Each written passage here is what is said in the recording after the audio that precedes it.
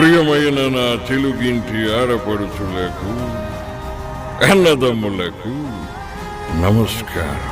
తెలుగు జాతిని ఏకం చేయడానికి, తెలుగు వారిని జాగృతం చేయడానికి నేను ప్రారంభించిన మహానాడు నేడు తెలుగు వారి ఐక్యతకు చిహ్నంగా నిలవటం నాకెంతో గర్వంగా ఉంది. 2025 మే 27, 28, 29 తేదీల్లో కడప గడ్డపై తొలిసారిగా జరగబోయే మహానాడు వేడుకలకు మీ అందరినీ సాదరంగా ఆహ్వానిస్తున్నాను. జై మహానాడు, జై తెలుగుదేశం.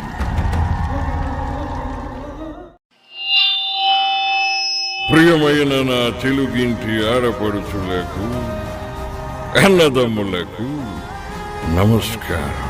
తెలుగు జాతిని ఏకం చేయడానికి, తెలుగు వారిని జాగృతం చేయడానికి నేను ప్రారంభించిన మహానాడు నేడు తెలుగు వారి ఐక్యతకు చిహ్నంగా నిలవటం నాకెంతో గర్వంగా ఉంది.